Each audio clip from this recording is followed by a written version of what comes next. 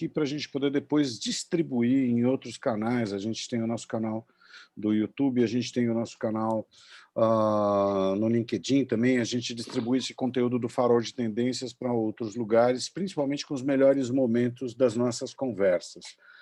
Então, primeiro eu queria agradecer a participação aqui do Thiago Barizon, que sempre está comigo aqui, nosso parceirão da SCOC. Nós somos a SCOC, uma escola de negócios corporativos, e a gente faz um trabalho muito legal, que é conversar com gente toda segunda-feira sobre temas que são oxigenadores da questão da cultura corporativa. Como a gente trabalha com arte, né, a gente é um pessoal que está muito envolvido com essa questão, né, de trazer o olhar artístico para as organizações, para que elas possam usar o recurso do olhar artístico para enxergar problemas que às vezes elas não conseguem resolver. A gente também traz gente que, sabe, que tem uma expertise diferente, que traz uma reflexão que foge um pouquinho daquele ABC tradicional. E hoje a gente chamou o Fernando Nogueira, professor da GV e queridíssimo amigo. Seria extremamente estreitador, assim, a gente seria muito pequena a caixa falar que ele é exclusivamente professor da GV, é um pensador bacana, um ser humano maravilhoso que a gente admira demais. Eu, pelo menos, o Thiago já não sei, ele pode discordar de mim, mas a gente é super fã desse cara, que é um gamer de cardboard da pesada também, é um podcaster, é uma pessoa que tem múltiplas áreas de interesse, que é isso que a gente gosta muito, né? As pessoas unidimensionais acabam empobrecendo um pouco, né, a conversa. Pessoas que têm essas visões mais, não exatamente holísticas, mas que têm uma visão mais tridimensional do mundo, acabam trazendo reflexões bacanas. Então, eu queria passar a palavra para o Thiago Barizon, para ele dar as suas preletivas aí, falar o que ele quiser falar. Geralmente ele fala boa noite, né? E aí... Boa noite. Eu vou começar falando o que eu percebi aqui. Eu estou ficando que nem aqueles... Eu estou vendo meu pai, porque assim, durante um dos resultados da pandemia é que a minha visão foi para o saco. Então eu estou percebendo que assim, eu fico olhando o celular aqui, que ele está exatamente na linha da minha vista, mas eu estou assim, sabe, tipo, olhando pela parte de baixo aqui do bifocal, para poder ver, tipo, se o Ale está para cima, se é o Fernando que está para baixo. Eu estou vendo que assim, vou precisar trocar meus óculos quando acabar a pandemia. Não quando acabar, porque se eu esperar acabar a pandemia, acho que vou ficar cego, mas enfim. E acho que é bom falar que assim, primeiro que assim, o Fernando, que eventualmente eu vou chamar de francês, que é o apelido pelo qual eu conheço, porque assim, a gente já se conhece, tem aí pelo menos o que, uns 25 anos? 30? Já deu 30? Acho que foi sim, o quê? 90? Não, antes, é 87. 84, 85, 87, realmente. Caramba. Então, entre as coisas todas, vou acrescentar que é um músico também, né? Tremendo baterista. Verdade. Já tocamos juntos, né? E é isso, a gente vai bater um papo. Chamei aqui assim, pelo link da amizade, mas sem dúvida um tremendo de um profissional.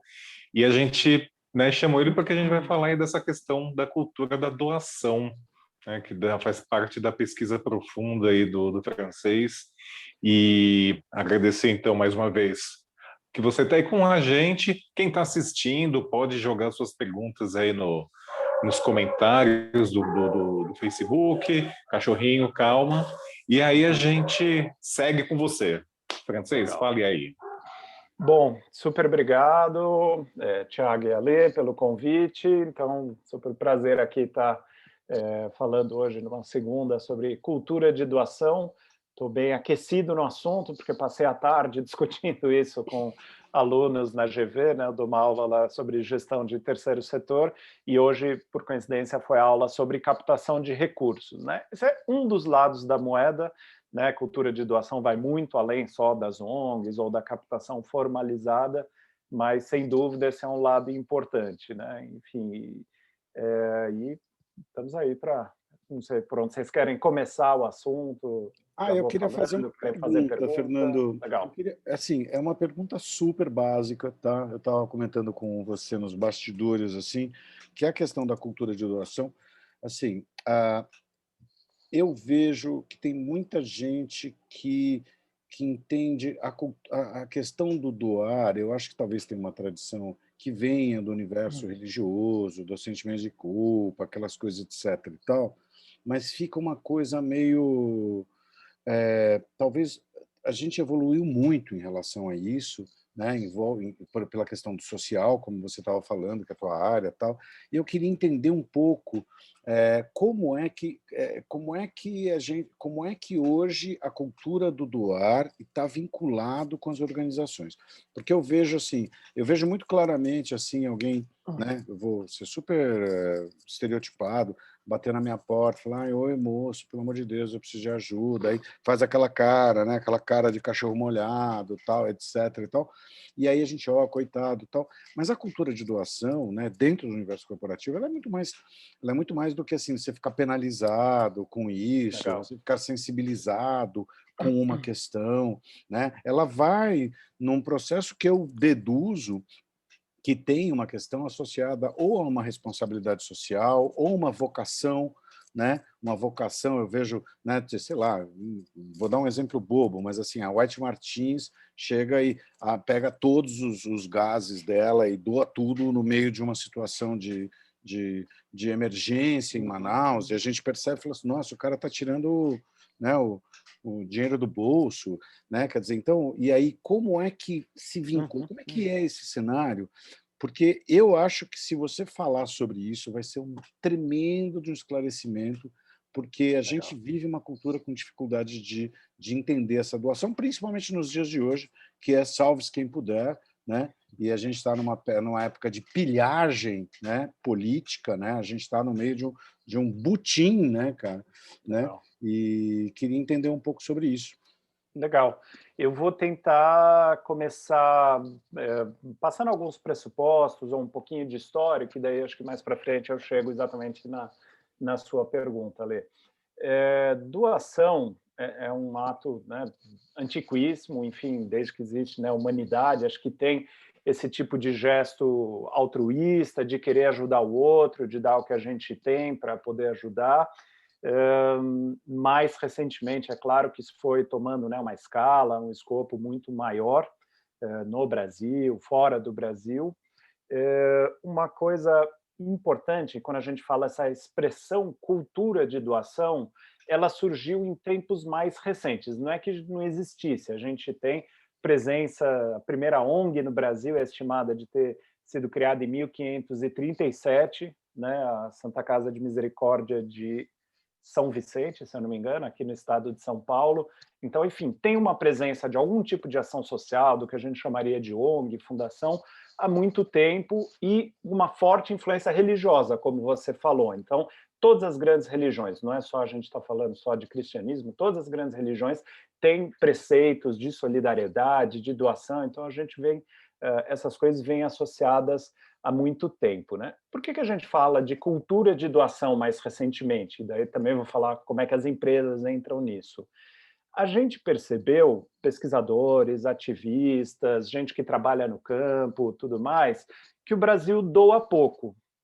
E a gente percebeu isso com algumas pesquisas, infelizmente a gente tem menos dados do que a gente gostaria, mas mesmo assim a gente tem algumas primeiras pesquisas que permitem a gente comparar essa situação com o mundo. E aí a gente vê que o brasileiro ainda doa pouco. E aí se começou a ver, não, mas espera aí, talvez a gente ainda tem pouco esse hábito de doar, esse é um assunto que é pouco falado, é difícil você ver as famílias conversarem sobre isso, é difícil as empresas falarem sobre isso, e aí a gente falou, pô, a gente precisa botar esse assunto na pauta, né? E aí a gente percebeu, pô, mas talvez as ONGs também ainda pedem pouco, as ONGs poderiam aprender a pedir mais e melhor, né? A gente tem muita organização no Brasil, sem fins lucrativos, mas elas, na sua grande maioria, são muito pequenas, e a gente tem, talvez, uma ideia muito de uma cultura de solidariedade informal. Para começar, gente, o brasileiro é super solidário, tá? A gente viu provas disso de novo durante a pandemia, essa coisa, né? Desde sei lá, dos grandes filantropos e dos grandes empresários até a pessoa de mais baixa condição socioeconômica, de baixíssima renda, ajudando o vizinho na tragédia, no momento de chuva, de enchente, de pandemia. Então, a gente tem uma super cultura de solidariedade, mas, em geral, pouco formalizada, né? E aí é isso, às vezes a gente acha, não, eu desconfio daquela ONG, eu não sei se eu vou dar dinheiro, eu prefiro doar um alimento, eu prefiro doar um agasalho, né? E aí a gente fala, não, gente, isso tudo é importante, mas se as ONGs vão se estruturar, se a área social vai se estruturar e conseguir, né, realmente ter impacto, a gente precisa de dinheiro também, né? Não é só, né, não adianta ter, né, doações e doações, caixas e caixas de alimento, de roupa, se a gente não consegue contratar alguém para fiscalizar, para ver se aquilo é bom, para conseguir distribuir. E o nosso empresariado, de alguma forma, segue uma história meio parecida.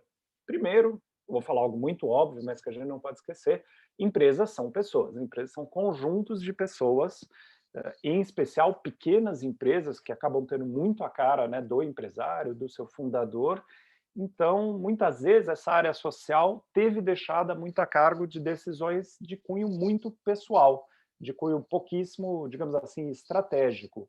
Então, legal, a gente tinha um empresário que ajuda, porque a paróquia, o padre pediu, porque uma organização da comunidade pediu alguma coisa, mas sempre de forma pouco planejada, é sempre desse jeito, consegui marcar uma reunião lá com o empresário, se ele gostou de mim, vai dar um cheque, achou que eu faço trabalho importante, mas uma coisa pouquíssimo planejada.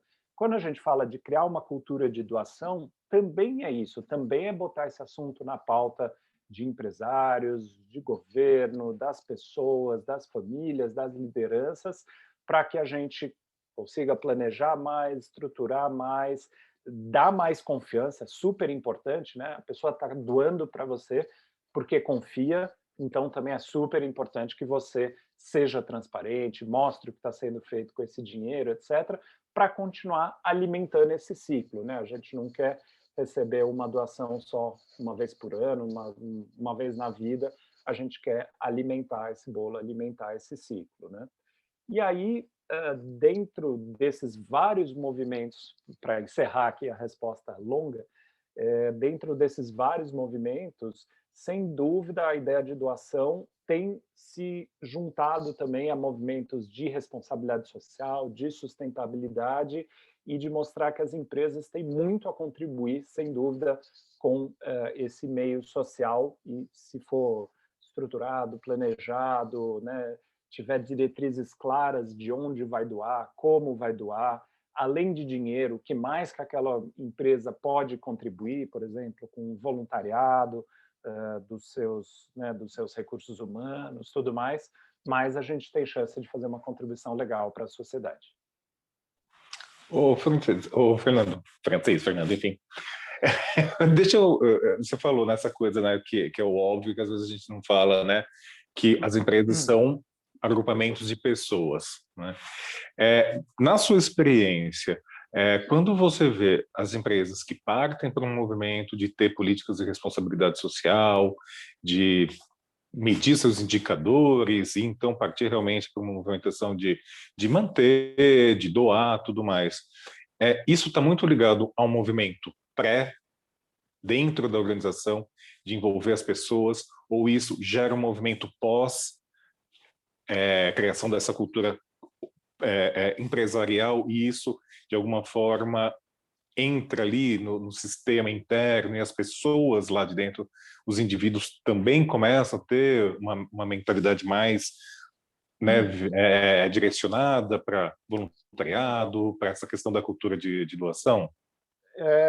Existem vários movimentos, mais de cima para baixo, de baixo para cima, de fora para dentro da empresa, por pressão, mas invariavelmente, principalmente quando a gente está falando de médias e grandes empresas, é muito comum, né, os empresários ou a diretora de RH, a diretora enfim, de relacionamento com clientes, qualquer coisa, quer fazer alguma coisa, muitas vezes procura um consultor externo. A gente está querendo fazer alguma coisa na área social, querendo doar, não sei o quê, o que a gente deveria fazer? E Eu acho que os bons consultores têm como primeira resposta, legal, você já perguntou para os seus funcionários, ou para a comunidade do entorno, ou para os seus stakeholders, o que eles fazem, o que eles já apoiam, quais são as demandas, quais são as necessidades, e invariavelmente a gente sempre descobre histórias legais, né, de funcionário que, né, no horário que não está no trabalho, é voluntário numa ONG super legal, que faz um movimento de trabalhar com crianças enfim, em orfanatos, a gente sempre acha muita coisa legal, e aí tem empresas que aprendem muitas vezes, sim, vir com algo planejado, que tenha super alinhado ao plano, à estratégia da empresa, mas também que converse com essas iniciativas dos voluntários, né? dos funcionários.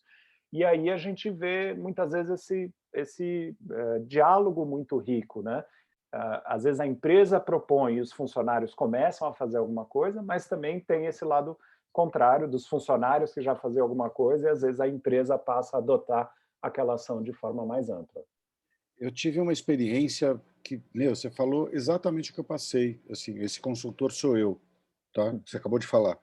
Eu desenvolvi nos anos 2000, 2010, mais ou menos, uma ferramenta de monitoramento de clima organizacional, usando umas estratégias cognitivas, tipo de resposta, tal. Isso antes surgiram alguns aplicativos novos aí, ganhamos o prêmio de ferramenta de endomarketing brasileiro, blá, blá, blá, blá, super legal. E, na época, era o Banco Real, que era o Banco Real era um banco bem engajado, era um banco Super legal, referência. todo cheio de projeto, era um pessoal interessante e tal. E o Real chamou a gente porque eles queriam entender o que estava acontecendo, porque eles fizeram um projeto social lindo, maravilhoso, engajamento, ué, né? E a gente teve a oportunidade de dar uma envelopada aí junto disso daí e tentar entender qual era o grau de engajamento. E aí a gente percebeu duas coisas, exatamente o que você falou. Todo mundo já tinha um projeto. Então, não é que as pessoas não tinham, faltou, na época, o pessoal perguntar para os caras, falou assim, cara, o que você já faz? Porque tinha matriz religiosa, matriz do centro espírita, matriz do pessoal engajado na biblioteca do bairro e tal. Né? E a segunda coisa que a gente teve a oportunidade, que foi muito interessante também, foi identificar como se fossem perfis de relacionamento com a questão do que é se engajar. Porque tem gente realmente que, meu, o cara quer dar dinheiro, o cara não quer, sabe, cortar salsicha, distribuir comida na rua, ele não está querendo, né, ele quer, e está tudo bem, tipo, ok, a gente precisa desse dinheiro, mas a gente também precisa do voluntariado para ser o cara que atua, tal. E muito interessante você conversar sobre isso, porque eu passei por essa situação exatamente igual. Eu queria te fazer uma pergunta sobre uma questão que é uma questão histórica. Qual é o impacto? Porque assim, eu entendo essa questão, eu entendo o voluntariado, eu entendo a doação como uma questão que tem uma relação que dá quase uma questão identitária, né, que tem que transbordar esse indivíduo, né? Ou seja, esse figura que é o cara, tipo, se trocar de presidente muda todo o projeto, porque aquele presidente é mais engajado, esse outro não é. Mas qual é o impacto da gente ter esses 300 anos de cultura escravagista, ser colonial, colônia, bababá, bababá, nessa cultura da doação? Né? Porque eu vejo que a cultura da doação de certa maneira, é um vetor de articulação de organizações sociais, né? No sentido de ele é uma argamassa que conecta pessoas. Eu pergunto porque eu vi uma matéria do Wikipedia hoje, que saiu no UOL, que eu recomendo que vocês leiam, o cara entrevistou o fundador do Wikipedia, que tem a minha idade, tem 53, 54 anos, e ele estava falando, né, justamente do The Office, né, que eles começam fazendo uma brincadeira sobre o The Office, tirando um barato que na época do The Office, você usar uma certificação, tipo, peguei no Wikipedia, era medonho, e hoje, cara, a Wikipedia talvez seja uma das únicas fontes minimamente confiáveis que a gente tem, porque choveu fake news e tal. E ele falou que todo o processo dele é baseado em doação. Perfeito. E aí o que acontece é o seguinte, ele tem 7 milhões de pessoas que doam $15 por ano para ele. E é isso, e são 7 milhões de pessoas. Aí você tem toda essa base horizontalizada que cria esse senso de pertencimento identitário, de comunidade, babá, babá, e ele chegou e falou assim: enquanto eu estiver vivo, não vai ter anúncio no Facebook, no Wikipedia, porque na hora que entra anúncio, aí eu marco uma relação com. Ou seja, como é que essa nossa cultura impacta nisso, assim, dessa questão de desorganizar ao invés de organizar? Não sei explicar. Excelente questão e pouquíssimo debatida, eu diria, até no campo. Então, uma ótima provocação. Só lembrar que o Wikipedia é mantido que mais que doação de dinheiro, né? A doação de provavelmente centenas de milhares ou milhões de horas de trabalho voluntário das pessoas que estão lá editando, revisando, checando, enfim. Então, é um super modelo bem sucedido mesmo, mantido por uma cultura e uma grande comunidade de doação, né? Tem um ponto que você traz, e quando a gente vê o papel, né, da escravidão ou das desigualdades que o Brasil tem, a doação e a cultura e filantropia e todo esse tipo de coisa, ela tem luz e sombra, né? Digamos assim, ela tem um lado fenomenal que aproxima, que cria comunidade, que dá sentido à nossa existência, que dá sentido à nossa identidade. Quando eu dou por uma causa que eu acredito e que faz parte, então isso é o lado, né, mais legal e que a gente costuma falar da filantropia.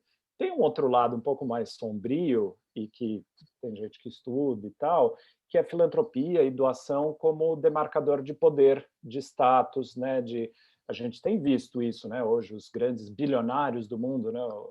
O Elon Musk, o Bill Gates, pô, que legal, tanto que eles estão doando, mas pô, quanto que eles estão concentrando de riqueza, né? E a que custo vem esse acúmulo de riqueza e o quanto que você está dando de poder de decisão na mão de pouquíssimas pessoas, né? Então, cada vez mais tem gente questionado também esse poder da grande doação, né? Dos grandes filantropos e das pessoas que decidem, né? O Bill Gates, né? Muita gente fala, enfim, sem entrar no mérito específico dele, que vai de repente derrubar aqui ou um deles, né? Derrubar se começar A a falar da live, filosofia, né? Do Mark exato. Zuckerberg também, que tem um monte de estudos e críticas sobre a filantropia dele, etc. Deixa eu ver se o Mas, enfim, Zuckerberg está acompanhando a live. Vai, continua, por favor. mas Não, então, voltando, né? Enfim, tem um lado também que é um grande demarcador de poder, né? Você que às vezes está doando, além do mais, se você tem acesso a muito recurso, está tomando a decisão, você tem, né, um super poder de decidir qual é a agenda, sobre o que você vai doar, o que você não vai doar, e isso pode ser muito exacerbado quando a gente está falando de um país tão desigual quanto o nosso, um país que teve, né, tanto 300 anos aí de escravidão. Então, não à toa, quando a gente está falando de questionar, né, o quanto os negros estão em poderes de decisão, estão em locais de decisão dentro das organizações, das empresas, também tem a ver com isso, né? Quando a gente vê, isso também se reflete em grande medida no terceiro setor, nas ONGs. É um setor mais diverso do que os outros? Mas em grande medida, quem está nos conselhos de governança, as estruturas que tomam decisão, ainda tendem a ser muito mais brancas e de elite do que os outros. E aí, quando a gente fala de doação, de novo, aí a gente fala, bom, mas quem que está estabelecendo as diretrizes? E a gente tem um exemplo, infelizmente, muito que diz muito, eu vou só contar, depois vocês interpretem. Eu trabalhei na Fundação Kellogg, que é uma fundação super importante, tradicional americana. Ela ficou décadas aqui no Brasil e, depois de um tempo, decidiu sair. A Fundação Kellogg, quando saiu, por mudanças de prioridades estratégicas, decidiu deixar meio como presente de despedida, por todo o período que ele teve aqui, dinheiro para a criação de um fundo para promoção de equidade racial e combate ao racismo. Então, a fundação doou 25 milhões de dólares para a criação desse fundo. E é uma doação, foi das maiores doações já feitas aqui no Brasil, enfim. Só que eles deixaram uma condição. Eles falaram, para a gente mobilizar, não ser tudo dinheiro nosso, eles deixaram esse dinheiro meio como contrapartida. Olha, está aqui esse dinheiro reservado, mas a gente vai liberando à medida que a filantropia nacional, né, os empresários, etc., também doarem. Então, para cada real doado, eles iam pôr R$1 do dinheiro da Kellogg. isso foi, eu acho que começou esse processo em 2009. Até hoje a gente não conseguiu acessar todo o dinheiro daquela, porque até hoje não conseguiu captar dinheiro suficiente. E aí, de novo, o que isso diz, né, de num país como o nosso, com as desigualdades como nossa, não se ter conseguido mobilizar recursos suficientes dos grandes filantropos e empresas brasileiras, né, e ainda com todo esse incentivo, né, com essa ideia dessa multiplicação do esforço, e mesmo assim a gente ainda está longe de atingir esses 25 milhões de dólares para captar. A gente, aqui na nossa prévia, a gente estava comentando, né, da questão da cultura e do social, né? Assim, eu, né, antes de SCOC e por muito tempo ainda trabalho, né, com produção cultural, Perfeito. que tem, né, é uma outra pegada, né, patrocínio, né, a gente estava até falando disso, né, não é doação, é patrocínio, mas eu vejo que tem alguns paralelos que é justamente essa questão da concentração, né, de decisão, né? Então, pelo menos na área de patrocínio cultural, a gente vê que fica aquela concentração, eixo Rio, São Paulo, o que é investido para circular nesse meio, para aparecer nesse meio, porque é o que dá visibilidade, né? Às vezes até aparece uma coisa que vai para Curitiba, uma coisa em BH, mas se você pega, por exemplo, a gente faz a pesquisa do Rumos, né? Então, do Itaú Cultural. A gente que coordena a pesquisa com os proponentes, com as equipes de seleção, né? E em alguns anos com outras instituições que também fazem, né, editais para a cultura. E mesmo assim a gente sempre vê, né, por mais que descentralizadora seja, né, o edital do Itaú Cultural, ainda tem uma predominância de projetos que vão acontecer entre Rio e São Paulo, né?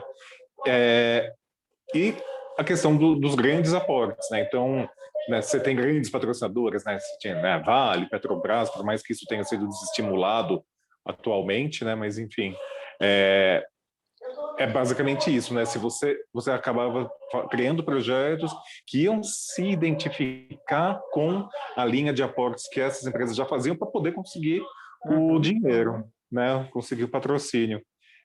Esse tipo de arranjo acontece também com a questão do incentivo social. Existe a predominância das instituições que querem fazer esse social para inglês ver, né? Então, vamos colocar o dinheiro nas entidades que cuidam ali em São Paulo e no Rio, porque isso vai dar visibilidade.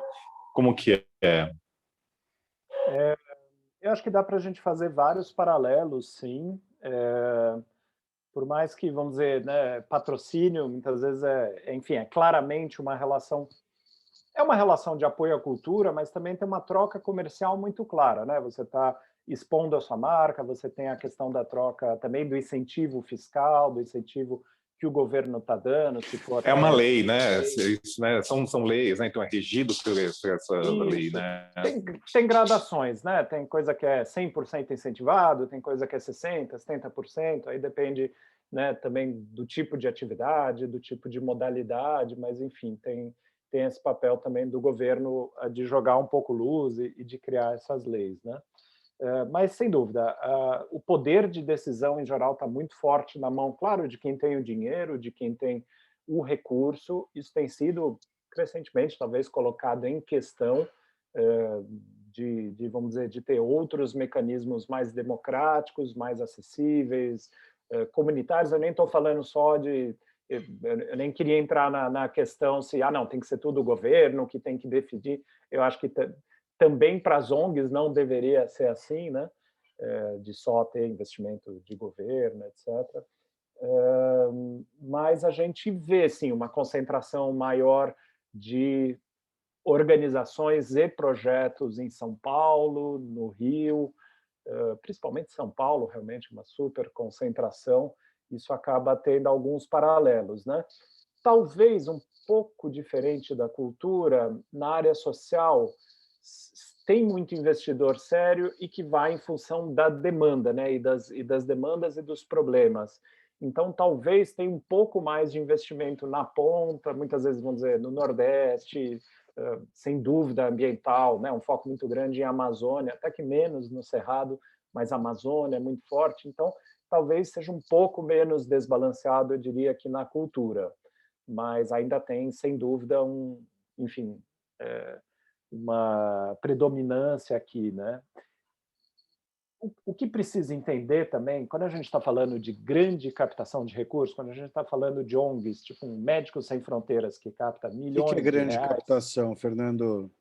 é isso, são ONGs que estão captando, vamos dizer, tem dezenas de milhares de pequenos doadores ou conseguem ter acesso a grandes doações. A gente está falando aí talvez um grupo de umas 1.000, 2.000 ONGs de porte grande no Brasil, assim, com, sei lá, mais de 300, 400 funcionários, orçamento na casa aí de dezenas de milhões de reais, 100 milhões de reais, esse tipo de coisa.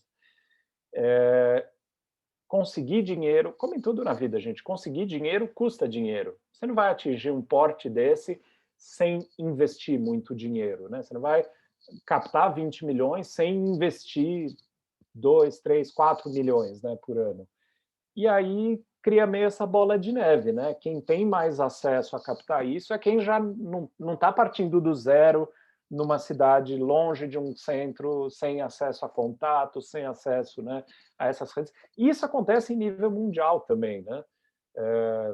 Eu fiz um estudo uma vez da Fundação Internacional, da Filantropia Internacional Americana, o quanto que fundações americanas investem fora dos Estados Unidos. Os Estados Unidos é o país mais generoso nesse sentido, podemos discutir o sentido dessa generosidade, uma certa diplomacia também, né? Também através das suas fundações, etc. E uma coisa que me chamou muita atenção, a maior parte dos recursos doados pelos Estados Unidos não vai diretamente para o que a gente poderia chamar de países em desenvolvimento. Uma boa parte fica retida na Suíça e na Bélgica, porque é lá que estão as grandes organizações mundiais que organizam a saúde, a OMS, todas essas organizações. E aí, então, boa parte do que vai ser distribuído depois para a América do Sul, para a África, para o sul da Ásia, tem meio que esse pedágio também, né, no centro da governança mundial, né? Nova York, Bruxelas e Genebra, né? Então, e aí, obviamente, parte disso vai estar lá pagando as pessoas, os consultores, a estrutura da OMS, dessas organizações. Então, em nível global também a gente vê muitas vezes que lugares mais estruturados têm uma maior facilidade de conseguir mais doações. Eu tive uma oportunidade, seguindo o teu raciocínio aí, há uns 10 anos atrás também, numa outra agência que eu tive, ou um pouco mais, que eu fui numa comunidade muito grande aqui em São Paulo, né, dessas gigantes que a gente tem aqui, e tinha um projeto muito tradicional, mas muito tradicional lá, e de dezenas de anos, é um pessoal muito bacana, que trabalhava com a garotada, tal, tinha espaço de um monte de coisas, de atividades, música, dança, etc. E eu cheguei justamente nessa questão, e eu acho que é muito legal você comentar sobre isso, né? Quer dizer, é difícil você fazer dinheiro sem ter dinheiro, né? Quer dizer, você fica... Que eu fui fazer um projeto, eu tinha uma agência, fazer um projeto de captação, falei, cara, tem que fazer um puta livro, tem que fazer um evento, tem que chegar, né? Noite de gala, todo mundo, né? Tchananã, tem que, né? Você tem que fazer uma construção. Não adianta chegar lá e falar, toc, toc, toc, me dá 20 milhões. E os caras não tinham, sei lá, estavam pensando em gastar 5 mil reais para captar 20 milhões, sabe? Aí você olha e fala assim, puta, cara, né? Então, peraí, né? Vou gastar comigo, né, cara? Melhor negócio do mundo, né? Mas eu queria te fazer uma pergunta, que é uma pergunta que eu tenho curiosidade, é o seguinte, e essa coisa do dinheiro novo, dinheiro velho, quem é que está dando mais dinheiro? Quem é que está doando mais? Ou seja, Olha, pode... não, diga, completo. Não, porque eu vejo assim, eu vejo os dois lados da moeda, né? Um tem uma cultura mais tradicional, o outro tem, ao contrário, justamente tem novas idiosincrasias, né? as fintechs, a galera aí, né, essa galera toda, né, descolada, os aplicativos e tal, eles têm essa proximidade com a cultura de doação ou a gente acaba sendo mais tradicionalista nessa experiência? Tem, de novo, acho que meio duas formas de responder isso. Os dados dizem que a doação em geral do brasileiro médio, não dos grandes filantropos, empresários, startupeiros, etc. Em média, pessoas mais velhas doam mais no Brasil. Tá? Isso é o dado de uma grande pesquisa que foi feita aqui em 2015, 2016. Pessoas acima de 30, 40 anos e um pouco mais doam. Poderia estar na lógica um pouco, enfim, a pessoa já tem mais recurso, patrimônio um pouco mais estabelecido, ou talvez também, enfim, maior sensibilidade a problemas da sociedade, alguma coisa assim. O que a gente tem, por outro lado, talvez de cultura mais jovem, né, e das gerações mais novas, é talvez uma primeiro, eu acho que valores diferentes, né? Eu acho que eu vejo isso nos meus alunos, por exemplo, na faculdade, que talvez não queiram se sacrificar tanto de trabalhar a qualquer custo, de querer simplesmente enriquecer, mas buscar muito mais uma coerência. Não, só vou querer trabalhar em empresa que né, mais sustentável, que não explora, não ganha dinheiro a qualquer custo, é honesto, etc. E aí, muitas vezes, nesses valores está claro, a questão social, e aí vai surgir, né? Talvez não tanto grandes doações, mas surge essa questão de participar de uma vaquinha, de uma plataforma online, um crowdfunding para ajudar um projeto que ficou sabendo. Então, digamos, tem jeito de acessar e mobilizar todo mundo. Eu não acho que simplesmente, sou jovem, vou usar isso de desculpa para não doar. Né? E lembrando, gente, doação, de novo, a gente vê, às vezes, esses números, né? Pô, o Bill Gates, o Elon Musk agora falou que vai doar 10 bilhões para as causas ambientais nos próximos anos. Legal, gente, mas não é isso que mantém o setor, não é essas mega doações, etc. É milhares e milhares e milhares de pessoas doando R$10, R$5, R$50. Tem muito mais a ver com isso, isso mantém muito mais o dia a dia das organizações do que essas mega doações excepcionais que a gente ouve falar muito de vez em quando.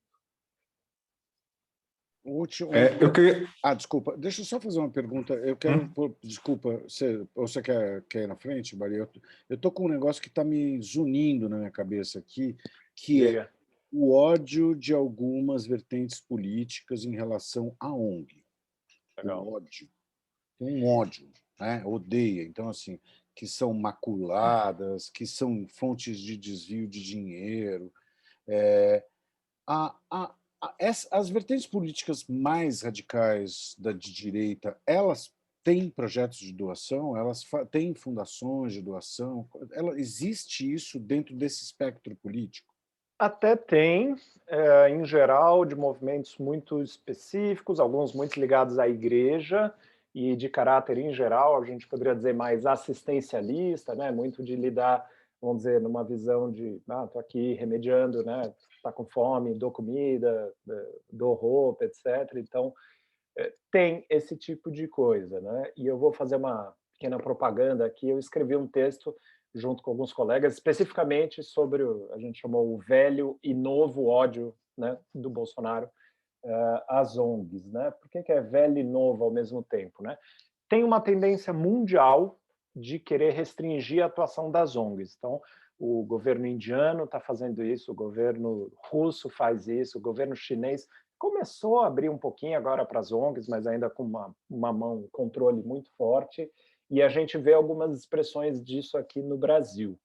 Por quê? Porque as ONGs cresceram nos últimos 30, 40 anos e passaram a incomodar mais. Incomodar fazendo coisas que às vezes o governo e as empresas não fazem, fiscalizando e criticando a atuação dos governos e das empresas, e até uma hora que chega, a ONG aqui já está enchendo o saco.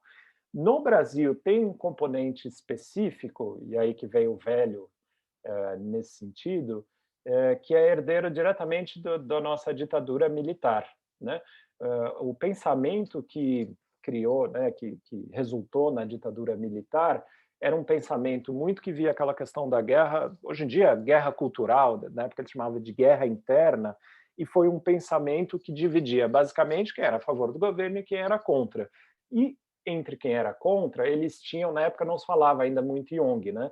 Mas tinha lá os sindicatos, os estudantes, os movimentos sociais, então eram ditos como inimigos internos que estavam ideologicamente criando um caldo ali de só crítica ao governo e de querer, enfim, mal do governo, etc.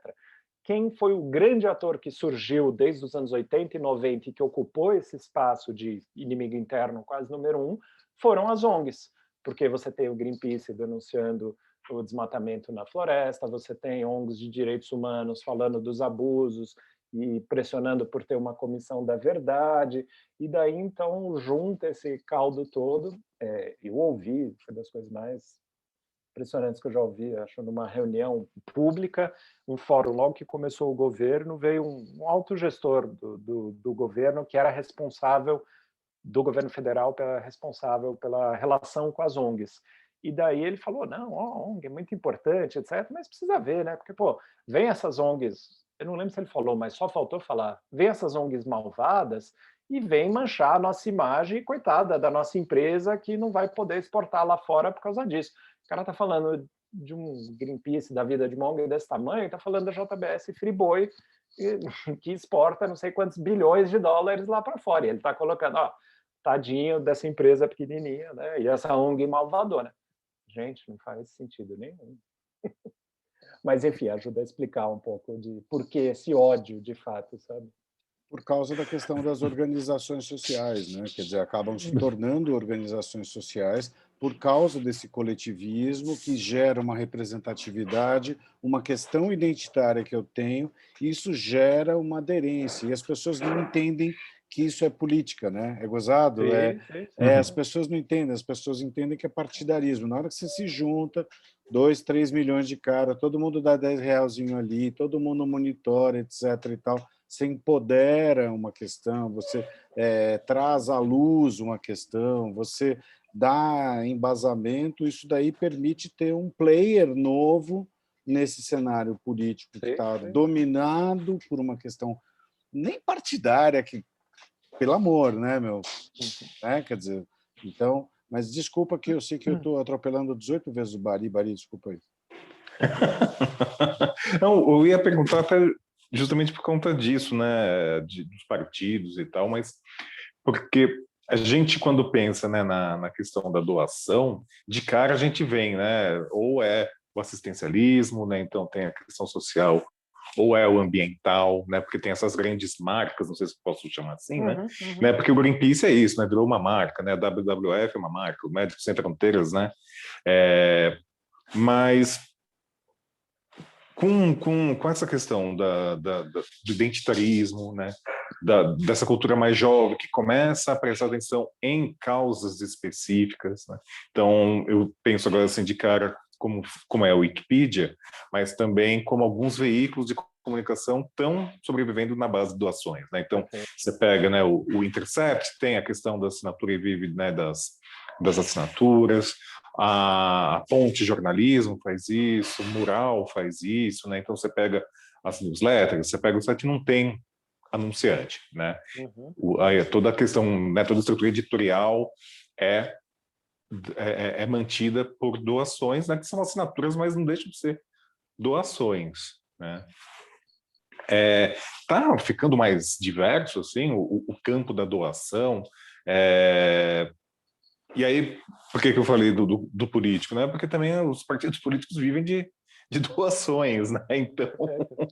Os partidos políticos estão na fronteira do que a gente chama ali, né? Eles são sem fins lucrativos, mas a gente muitas vezes diferencia mesmo eles das ONGs, porque o objetivo básico de um partido político é ser eleito e tomar conta do aparelho estatal. Então, vamos dizer, é um objetivo muito específico e que, né, traz junto uma série de questões, né? Mas, sem dúvida, vamos dizer, essa ideia de as fronteiras também, né? Acho que mais uma questão aí da modernidade, as fronteiras estão muito mais porosas e misturadas, né? Coisas que antes eram atividades exclusivas de empresas, você começa a ter modelos sem fins lucrativos ou híbridos, como você falou, né? Vários pontos até de jornalismo que estão migrando para esses modelos de depender em base de doação. você começa a ter o que o pessoal fala, né, o setor 2,5, o setor de, né, entre o segundo e o terceiro setor, que é o setor de negócios de impacto, negócios sociais, que buscam resolver problemas sociais através, mais ou menos, de mecanismos de mercado, vendendo produtos, vendendo serviços. Então, começa a ter uma grande mistura, assim, dessas questões, né? E por que eu acredito tanto no poder da doação, né? Porque ao você doar, justamente, uma das grandes questões de doação é que ao doar, você não é obrigado a doar, né? Doar, por essência, é um ato voluntário. Então, você, ao doar, é como se você estivesse dizendo para o mundo, olha, presta atenção aqui, eu estou doando porque eu acredito nisso, porque isso tem a ver com a minha identidade, isso tem a ver com o jeito como eu gostaria, né? Uma mudança que eu gostaria que acontecesse no mundo. Então, isso é uma coisa que a gente não tem em outras relações nossas, né? Tudo bem, consumo, legal, eu vou consumir dessa marca, eu vou consumir da Osklen, porque são roupas sustentáveis, né? Mas você está muito claramente, legal, mas peguei a roupa, etc., né? Ao você doar, você está indo além disso, né? Não necessariamente você está pegando algo tão tangível em troca, assim.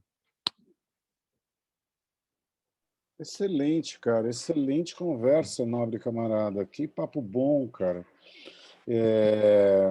Eu acho que foi extremamente esclarecedor, muito Uhum. interessante. Acho muito legal que você esteja falando sobre isso. Eu gostaria muito que, em outra oportunidade, se pudesse falar mais sobre isso, Uhum. porque, na verdade, a gente toca em alguns assuntos que são muito sensíveis nos dias de hoje, né? Quer dizer, não enquanto nos dias de hoje, enquanto, né, enquanto a epiderme das pessoas está super sensível, elas estão querendo de alguma maneira se engajar, elas estão querendo de alguma maneira, né, se envolver em projetos. E acho muito legal esse que, porque eu me lembrei de uma história. Eu trabalhei no Sebrae ajudando a organizar uns hubs na época, vai. Eu tinha um hub de design e aí a gente juntava todos os pequenos desenvolvedores de móveis, sabe, cada coisinha, cara que faz móvelzinho, tal, e aí a gente juntava, fazia um núcleo de design para o cara, e aí era um núcleo de design compartilhado para meia dúzia de Legal. pequenos caras, tal, papapá. E eu caí uma vez, do nada, né, numa reunião no subsolo do esporte do estádio de São Bernardo do Campo, com todos aqueles cartolas de futebol de várzea, né, Legal. que tinham o time Faísca, o time Estrela, que eram os caras que eles estavam com aquela coisa que eram os caras que tinham amor àquilo, né, cara? E aí era aquelas, sabe, aquelas fotinhos assim de 4 molequinhos fazendo pose na frente de uma Brasília, sabe? Um negócio maravilhoso. Uhum, Eu uhum. percebo que a gente, que essa coisa da vocação, né? Do querer fazer acontecer, etc. e tal. E quando você fala da questão da cultura do doar, né, eu vejo que em 15 anos a gente tem uma mudança absurda na possibilidade da gente se engajar, que as pessoas talvez não estejam enxergando o potencial que a gente tem de engajamento nessas questões, né? Porque você já tem plataforma digital, você tem moeda digital estruturada, você tem gente estudando isso como você tem estruturas que permitem que não seja essa coisa meio de passar o facão na picada, sabe? Assim, abrir um Com caminho. certeza. E você pode se envolver com causas que são causas importantes para você, né? Para você, eu vejo que as pessoas têm essa tendência de acabar, né, se aderindo a alguma coisa que te toca, que te move, Uhum. né? Então, putz, muito legal. Pode falar, E Maria. eu acho que tem, não, é que eu acho que também tem uma coisa que assim, que é resultado dessa conexão maior que a gente tem, inclusive digital, de que tá mais fácil de você ver o resultado da doação.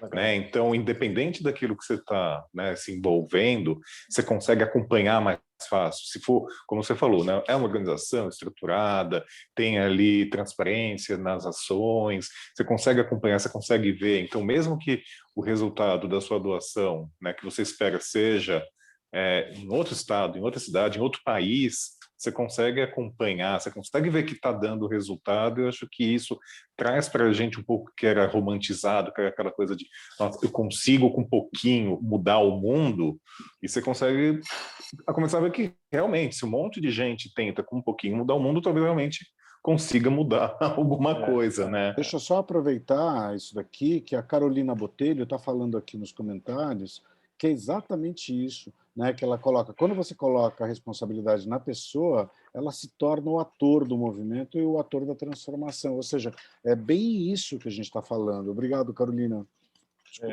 Eu vi, desculpa, só aproveitando esse comentário da Carolina, eu lembro até hoje, uma super consultora que já trabalhou no Unicef, etc. Uma vez ela usou uma expressão num evento que a gente estava, que eu nunca esqueci, né? Que quem doa, quem é voluntário, etc., tem uma mudança de chave que é fundamental, que ela está atuando no paradigma da esperança. Ninguém doa, ninguém é voluntário se não está com esperança nenhuma, se, né, se não acha que vai fazer diferença nenhuma. Então, só de você estar e aí ter essa ideia, putz, né, o mundo é essa zona, essa dificuldade que a gente está vivendo. Mas, nesse canto, nessa comunidade, com essa organização, com essas pessoas, eu consigo ali mudar e, quem sabe, fazer uma corrente virar ali, mudar alguma chave que vai ter um efeito legal, positivo. Se a gente faz, é porque a gente, lá dentro, acredita que isso vai fazer alguma diferença e isso dá ânimo, conecta a gente com as pessoas, dá uma razão para a gente acordar no dia seguinte. Então, doar também é investir um pouquinho e acreditar todo dia que as coisas podem ser melhores, né? É genial o que você está falando, porque nos últimos anos, como consultor aqui, eu tenho acompanhado o pessoal pedindo a questão do meaning, né? E o meaning está aí, né, cara? É gozado isso, né? Não, qual não? O sentido está aí, né, cara? Esse drive aí que você falou dessa pessoa é exatamente isso. É se acreditar em alguma coisa, né? Quer dizer, se não, não sai nada.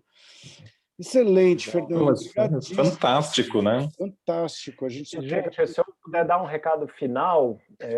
Todos que você quiser. Opa, legal. Eu faço parte muito... faço parte de um movimento chamado Movimento pela Cultura de Doação. Eu entrei mais recentemente, tem um monte de gente que está lá e se dedica diariamente ao movimento, né? E tem sido muito legal. Primeiro, eles têm um site que eu convido todo mundo a entrar, que é o www.doar.org.br, então, né, o mais direto possível. E lá eles reúnem todas as ações que esse movimento tem feito, né, e que ajudou a mudar mesmo o patamar em que a gente discute isso. E eu só termino falando aí dos 5... a ação talvez mais visível que eles fazem é o Dia de Doar. Então, todo ano, no fim, ali, quase em dezembro, rola esse Dia de Doar para chamar a atenção, para as pessoas doarem mais, para as ONGs fazerem campanha, um movimento mundial e que tem crescido cada vez mais. E eles têm 5 diretrizes do que a gente precisa para cada vez mais fortalecer a cultura da doação. Eu só vou ler, não vou me estender em cada uma delas. Mas a primeira é educar para a cultura de doação, é trazer referência, trabalhar com as escolas, trabalhar com as universidades, enfim, tornar o tema mais presente. O 2 é promover narrativas engajadoras, é a gente justamente trazer mais exemplos legais do que a doação é capaz, contar a história de quem doou, de quem recebeu, enfim, botar esse assunto também de uma forma engajante e envolvente. 3, criar um ambiente favorável à doação. A gente tem uma série de dificuldades no Brasil, de governo, das próprias ONGs, das pessoas, dos bancos, que dificultam a doação. Então, tem uma série de ações que a gente precisa fazer para que doar seja cada vez mais fácil, né? Se tem uma coisa que a empresa sabe fazer bem, é que comprar seja muito fácil. A gente quer que também seja muito fácil doar, né? A doação de impulso, por exemplo. O 4 é fortalecer as ONGs, as organizações da sociedade civil, para que elas consigam receber, para que elas usem bem esse dinheiro, para que elas sejam transparentes. E, por último, fortalecer o ecossistema promotor da cultura de doação. Quem são justamente essas pessoas e organizações que estão ajudando a financiar a pesquisa, a fortalecer toda essa área, a se engajar, a doar tempo para isso. Então, enfim, são algumas das principais diretrizes aí para a gente cada vez mais ter um Brasil doador e solidário. Maravilha, fantástico. Aliás, se tiver, acho que mais indicações, assim, acho que depois pode passar para a gente posta na página aqui da Legal. SCOC, se tiver de link, referências. Eu queria destacar uma outra iniciativa que também é do Movimento de Cultura de Eduar, junto com o IDES, que é uma super organização referência na área, que é um site que ajuda a pessoa a descobrir qual é a causa dela. Justamente nessa ideia, né, de inspirar as pessoas, você responde algumas perguntas e aí te ajuda a dizer não só que causas você pode doar, mas inclusive indicando já algumas organizações que são consideradas referências. A gente ouve muito falar isso, né? Eu quero doar, mas não sei direito por onde, para quem, como, e aí está surgindo uma série de sites desse tipo que ajudam, né? Tem uma iniciativa que eu me envolvo mais, que é um prêmio, a gente organiza um prêmio anualmente chamado Melhores ONGs, que destaca, né, que vai filtrando e selecionando quais são as 100 melhores ONGs do país naquele ano. E aí também, desde o ano passado, tem uma plataforma de doação vinculada, então você viu lá, pô, gostei dessa ONG aqui, quero doar, só clicar um botão e já fica fácil ali de doar. Depois eu passo também o site dos melhores ONGs que tem isso, tá bom? Maravilha, obrigadíssimo. Fechadíssimo. Obrigadíssimo, Fernando, excelente. A gente vai pegar esses dados e vai depois passar para o pessoal. Eu vou editar esse material que você passou, a gente vai fazer algumas pílulas dele para depois distribuir. Legal, legal. E aí bota os links também, que eu acho que é legal, para a gente poder fazer justamente parte essa nano-influencers, né, cara? É ali, né, cara? É ali. Aí, influencer por Douyin, né? Vai no ponto ali de pressão. É isso aí. Bom, pessoal, muito obrigado pela participação. A gente vai sair da nossa live aqui. E obrigado pelo Fernando e pelo Thiago e por mim também, por a gente estar tentando fazer as pessoas abrirem a cabeça para umas coisas bacanudas, tá bom? Legal, valeu, obrigado, gente. Tchau, tchau. Tchau, tchau. Deixa eu sair da live. Pronto.